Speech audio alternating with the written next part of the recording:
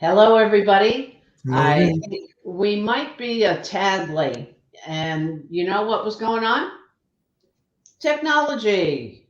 Yay! Yay, yay, yay. That is enough to set us all off the deep end. So we will be right with you and we'll do our weekly musical entertainment. Oh yeah, we're in this together.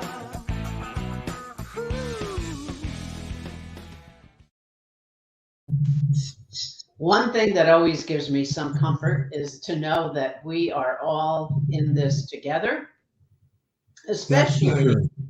And thank you again, L. Lewis, for the wonderful intro.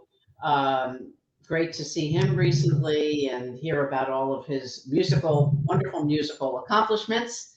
So it's a constant reminder that we are in this together. And especially with today's topic, which is to keep positive thoughts ahead of the negative emotional triggers. Oh boy. So, Dave, where did this take you? Well, just for an example, just now trying to get things hooked up and started, technology is a good trigger for both of us. And I was just thinking about what is the trigger, and what is a trigger? I mean, a trigger is something a little thing that can happen on a daily basis, and it sets off a whole series of other emotions and feelings and hijacks, and pretty soon you're going down the merry road to nowhere. And I Well, think, well, it's a good reminder for us because we do this work. By the way, we are Dave and Laura Butler, and we create customized programs for the individual, for teams and organizations on topics such as emotional mastery, creativity. Um, how can you enhance the team relationships? What do you want to look at for your own career journey? And each one of those topics, and there are more, always goes back to who we are, how we see ourselves. right. So an example would be just our technology snafu really sets off a trigger for both of us, which is built around what's known as our freedom score in the Birkman. We Right. feel hampered by the fact that we can't get the technology going. We're ready to start, and then we can't get the thing to turn on. That kind of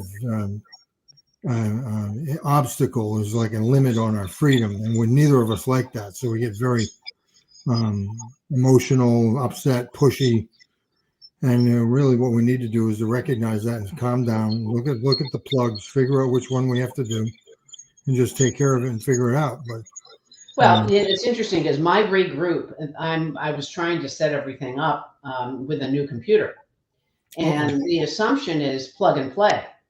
Oh, well, not so much because the Mhm. new computer probably has different settings that connect to or not connect to the microphone. So what did we Sure. do? Go get the old computer. Right. So there's always you can have a go-to, in other words. Correct. Fortunately, the old computer still works. Well, that's the idea, is that if we recognize our triggers, we can have coping strategies to be able to keep us from going off the deep end. And if you're in leadership and you're in any kind of a role where people are depending on you or looking at you or observing you, the more your emotional triggers get set off, the more difficult it is to be around you, frankly. But when even though we all have triggers, if we have Oh, someone to me? be able to control them, if Oh, we have me? some, if we have someone to be able No. to control them, it makes it easier for everybody to be stay with us. Yes. Yeah. So, So it's anyways, important that we all have this kind of reminder. By the way, speaking of reminders, if you're listening to our recording, please let us know and make a comment about what are your emotional triggers, and not only current state, but when you think of what's been going on for all of us over the past year and a half. yeah, Now more than ever, these triggers are exposed. We yeah, see people, they're kind of at the end of the rope. yeah, So yeah, the reactions come out more yeah, prevalently. yeah. And once the reactions start with one person, they start with other people. And pretty Right. soon everybody's triggers are going off. It's like what do they call a circular firing squad? Yeah. You know, Yeah. I mean, it's very difficult to get anything done when all you got is guns pointing at you. Yeah. Well, So, it's created this. yes. This is constant. We continually remind our clients that we're all struggling from a version of this like we have never witnessed before. We kind of Yeah. look at PTSD as, oh no, that's not for us. Well, yes, it is. It's just like it says, it's post-traumatic stress disorder. So anything that's a trauma, and certainly 600, 700,000 people dying around us in the last 18 months is Yeah. a trauma. The inability to get our work done is a trauma. Threats to our income is a trauma. And there's emotional trauma everywhere we look. Right. The only answer to it, because we can't change the world, is we have to be able to manage ourselves in these different situations. Well, this statement makes me think of a company that we are affiliated with and we've worked with in the past called 6 Seconds, which really their focus is on emotional intelligence, which ours is as well. But that's that's their total game Their bread and is butter. emotional intelligence, and the 6 seconds is because every emotion will trigger something and we can step back and count to six, if you will, Yeah. before we react. But boy, is that hard to do. Yeah. 6 seconds is actually longer than counting to 10. Because when you count to 10, like grandma used to say, count to 10. It's 1, 2, 3, 4, 5, 6, 7, 8, 9, 10. Okay, I'm going to get angry anyway. Yeah. But 6 seconds, I mean, if you just time it, 6 seconds is a long time. Yeah. So it gives you a chance to step back from the hijack and review and be have coping strategies. You can pull one out of your catalog and use that to keep yourself from going over the edge. But every action comes from an emotion, and every emotion comes from a thought somewhere. So, what are your coping strategies? Well, it depends on what the trigger is.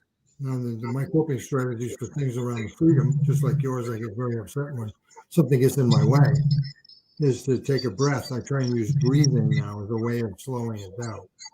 So rather than responding immediately to it, I'll take a breath, try and get in the moment, see things for what they really are. Just how important is this? Sometimes, our projected thought about it is that it's a death-defying moment. Really, it isn't. It's just, I ran out of butter, so I might have to have dry toast. I mean, what's the big deal, babe? Better for you anyway. So taking a few minutes to think about it is a whole nother kettle of fish. Well, it's interesting because the PT that I've been engaged in recently for all sorts of IT band, all sorts of stuff.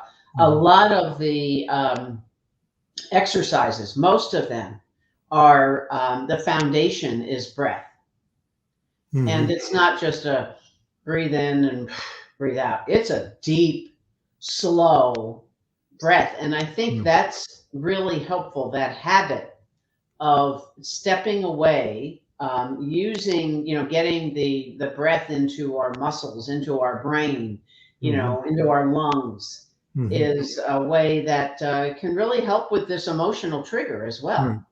Well, that's what the word inspire means. It means to breathe in. Mhm. Inspiration means to breathe in. And I think that one of the things that I find would be most helpful is to just take that moment to get in the moment, right Right. here, right now, not projected fears, not, history of things that have happened before, right now. How important is this and what can I do about it? And usually So, you have what to is be a prepared. trigger? What's a trigger, and how does it hijack us?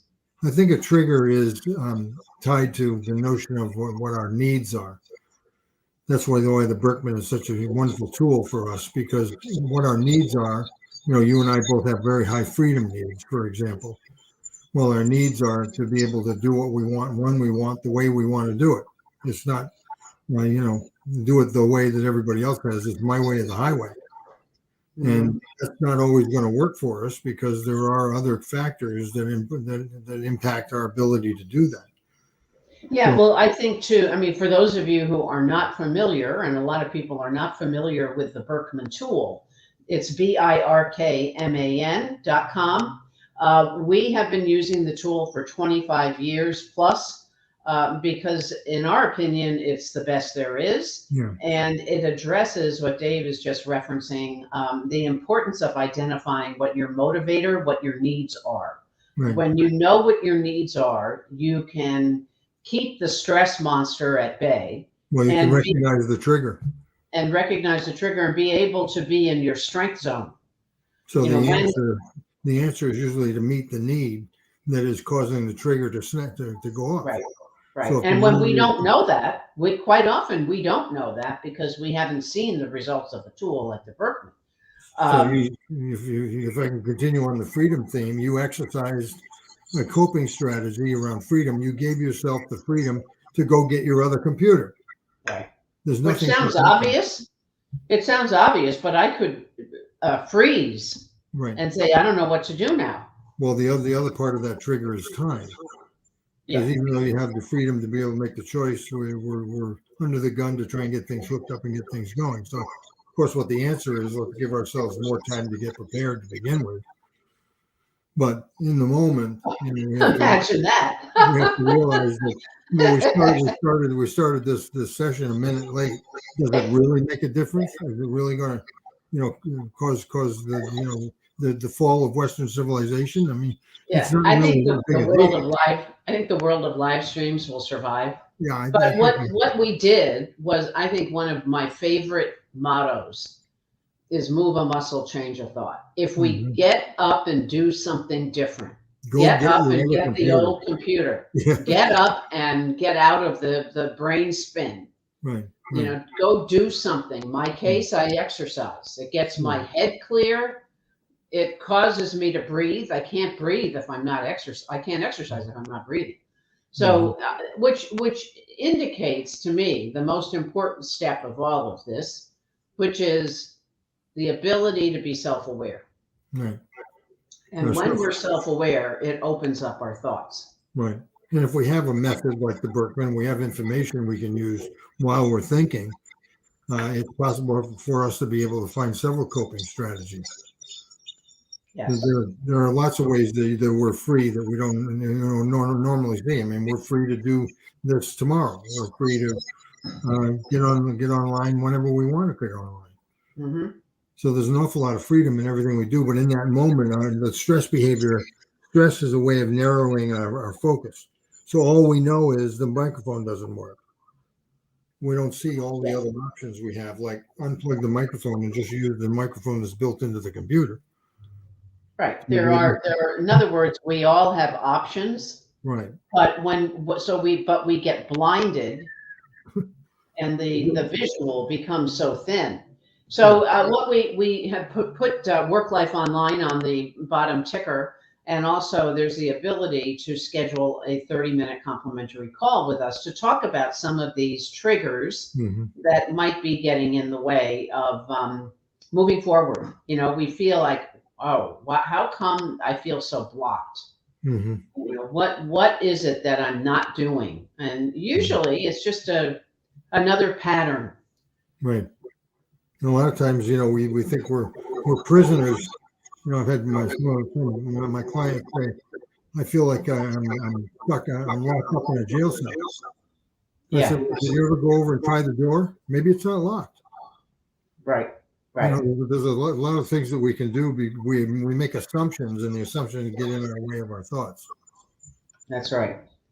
Well, if you are joining us on the recording, please leave a comment. But we are Dave and Laura Butler of Work Life Consulting, and we are here every week. Usually, sometimes life gets in the way, Hmm. but with various topics, either things that we feel are relevant to today's conversation or things that our clients would like to hear more of. So Right. please share. Please add some ideas that we can put into place. And join us every Wednesday at 4 o'clock. Any closing thoughts, Dave? Yeah. Remember the power of thought. And one of my favorite phrases is, if you think you can or you think you can't, you're right. Hmm. That's right. Exactly. Well, we'll see you next week, and we look forward to continuing these Getting the wonderful microphone, conversations. getting the microphone to work. Yes, the microphone to work next week. Bye, everybody.